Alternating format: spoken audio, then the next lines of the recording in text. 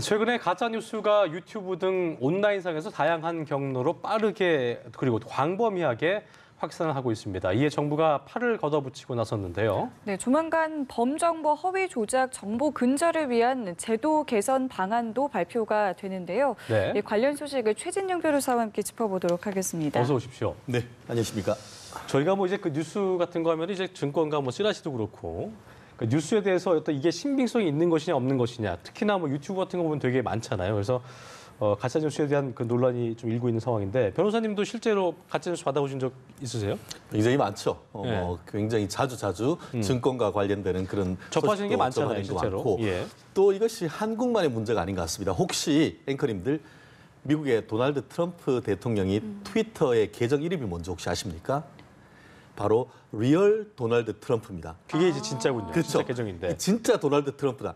심지어 내용뿐만 아니고 마치 다른 사람인 것처럼 사칭해서 하는 계정까지 있을 정도로 해서 예전보다는 이와 같은 다매체 SNS 시대에는 내용 자체의 가짜 뉴스뿐만 아니고 생산자도 가짜인 케이스가 많다 보니까 최근에 말씀하신 것처럼 지금 범정부 대책위원회까지 꾸려서 이 처음에는 뭐 가짜 뉴스라 하다가 이번 같은 경우에는 허위 조작 정보 뭐 이런 식으로 해서 근절 대책을 위한 종합 대책을 마련하겠다라고 얘기를 하고 있고 이 부분에 대해서 이 정부나 여당 측면에서는 그 필요성을 강조하고 있는 반면에 야당 같은 경우에는 지금 어떤 그 표현의 자유의 위축 이런 부분을 가지고 지금 논란이 되고 있는 그런 상황인 것 같습니다. 실제로 좀 뭐 조사해 보셨겠습니다만 온라인의 매체가 워낙 다양하기 때문에 그렇게 많아요? 가짜 뉴스가?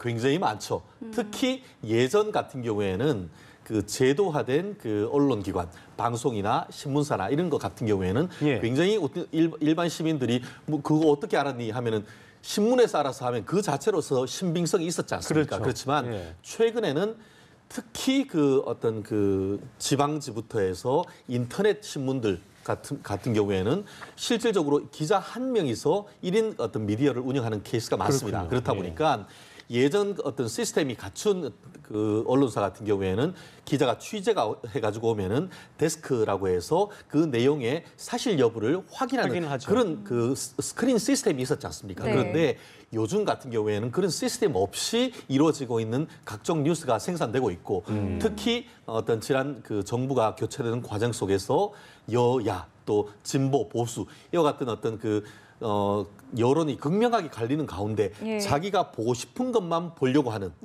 이른바 확증 편향에 지나치게 어떤 젖어서 자기 의견에 맞는 것만 가지고 와서 경우에 따라서는 조작해서 하는 그 올리는 그런 인터넷 뉴스가 많아지다 보니까 이제는 과연 어느 것이 진짜고 어느 것이 가짜인지 확인하기조차 일반인으로서는 어려운 그런 상황이 벌어진 것도 사실인 것 같습니다. 그렇군요. 그렇기 때문에 이제 우리가 어떤 기사를 접할 때 이게 진짜인지 가짜인지도 사실 판별하는 맞아요. 게 사실 어렵거든요. 예. 이걸 좀 어떻게 좀 판별해야 참 될까요? 저희들도 사실 굉장히 어렵습니다. 저희도 그 패널로서 나와서 얘기를 할 때에 경우에 따라서는 정말 가까이 있는 분들 같은 경우에 제가 직접 전화를 걸어서 확인하기까지 하는데요. 왜냐하면은 과연 이것이 과연 이럴까? 진실일까 의문이 드는 케이스가 많기 때문에 예. 그런데요. 실제로 제가 아는 그 일부 패널 내지는 유명 언론사의 언론인조차도 가끔씩은 가짜 뉴스를 그대로 퍼가지고 와서 보도를 하는 과정에서 그러니까 그런 오보를 내는 경우도 일도 있지 헷갈려 않습니까? 하는 경우도 있군요. 그만큼 전문가들조차도 이것이 진짜 뉴스인지 가짜 뉴스인지를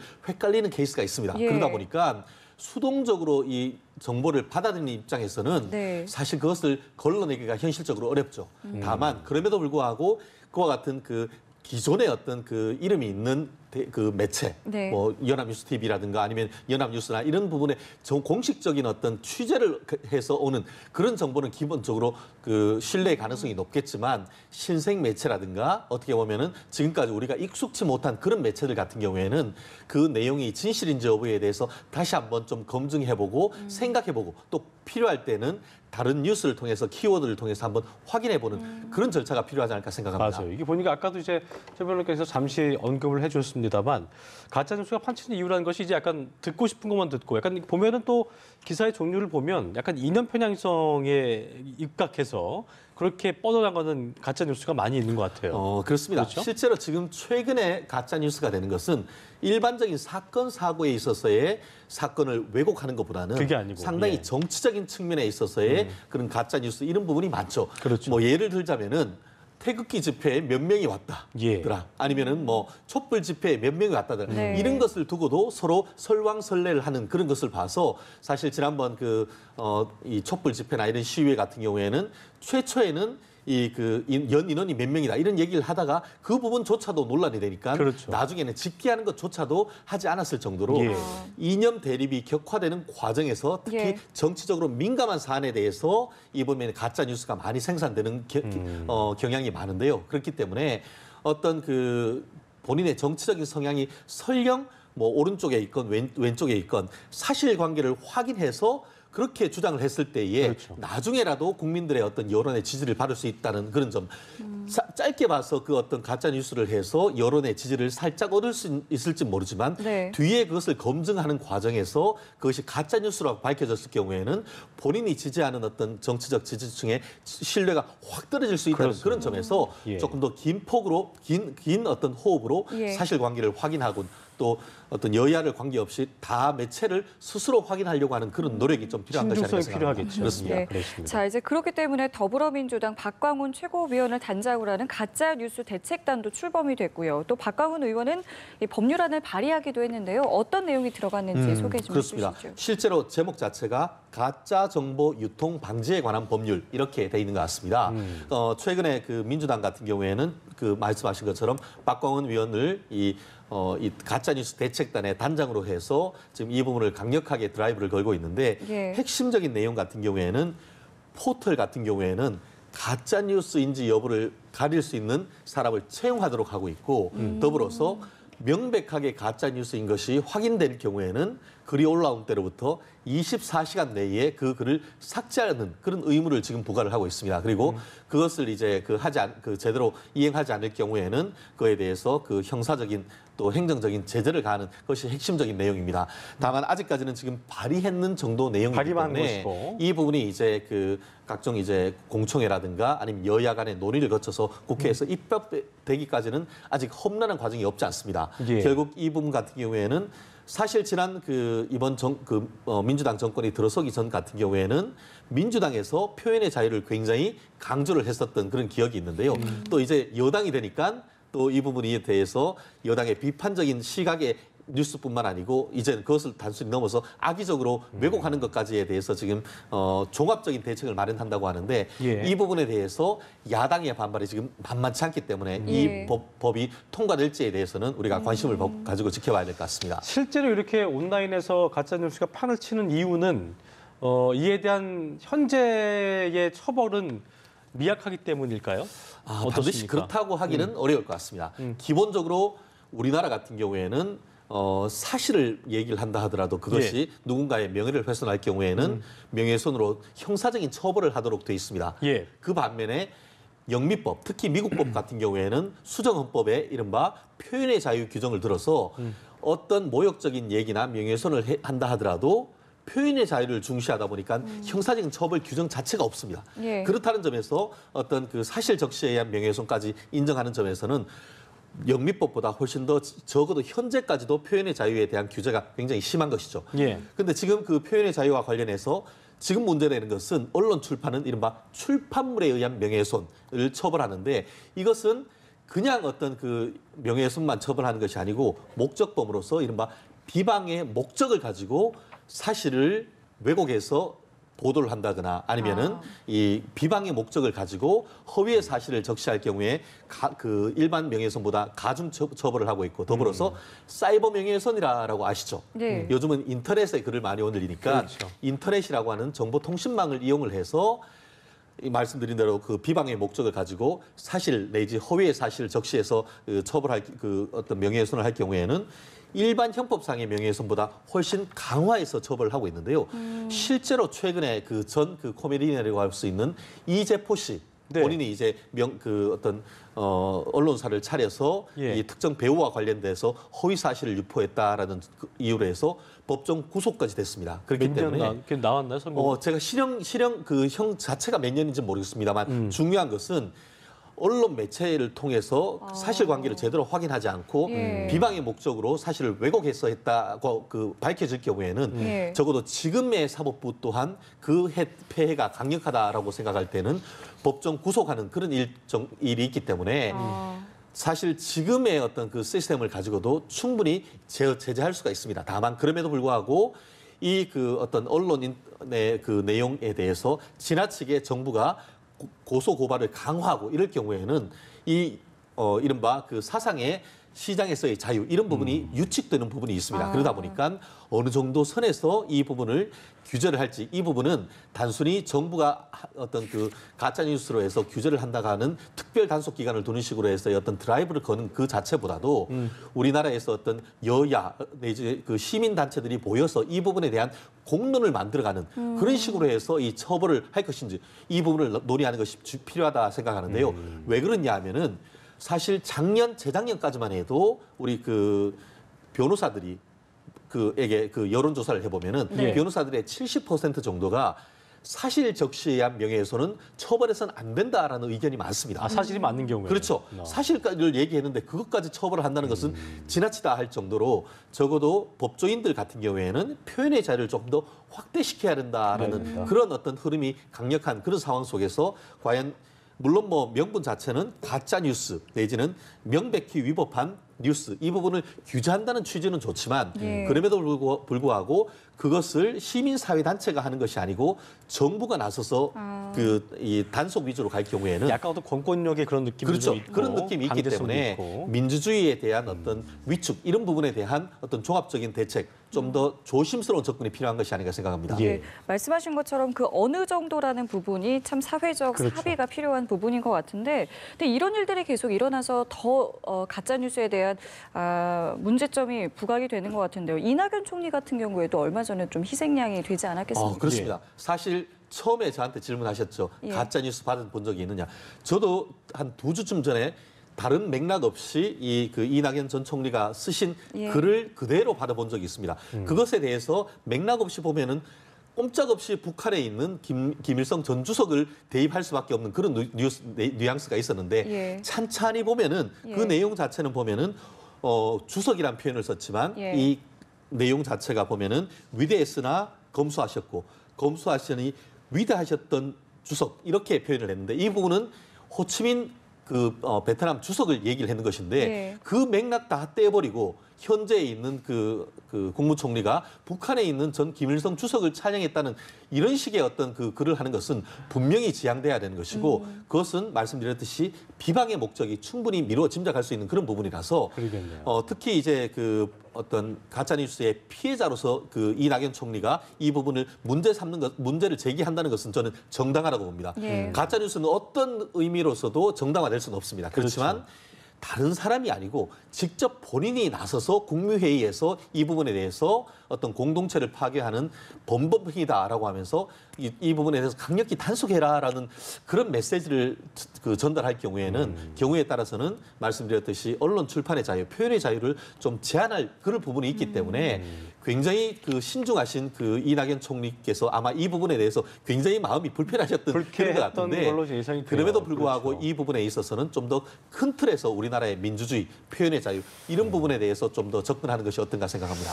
근데 보면은 이제 다들 느끼시겠지만 워낙 온라인 매체도 유튜브도 그렇고 워낙 많아져갖고 이게 가짜 뉴스를 법적으로 뭐 발의가 됐습니다만 규제가 된다 한들 근절될 수 있겠느냐 뭐 그런 현실적인 얘기도 있어요. 한계가 있습니다. 왜냐하면은 예를 들어서 한국에 있는 포털 같은 경우에는 실제로 저도 그런 일을 많이 합니다. 명예훼손적 내용이 있을 경우에는 권리 침해를 해서 이메일로 보내면은 바로 그것을 삭제해 줍니다. 그렇지만 최근에 많이 문제되고 특히 이번에 여당에서 문제 삼고 있는 것 같은 경우에는 해외 업체, 유튜브라든가 뭐 그런 부분, 트위터 이런 부분이 있는데 설령 그런 부분 같은 경우에는 삭제해라라고 하지만 사실상 외국에 어떤 서버를 두고 있고 업체이기 때문에 그것을 삭제하는 것이 현실적으로 어려운 그런 점이 있습니다. 예. 그러다 보니까 이 부분이 설령 강화해서 처벌을 한다 하더라도 당사자를 찾기 어려운 그런 점이 있고 업체 자체가 외국 업체를 이용하다 보니까 이 부분에 공권력이 미치지 않은 그래서 나름대로 어떤 의지는 가지지만 공권력으로서의 어떤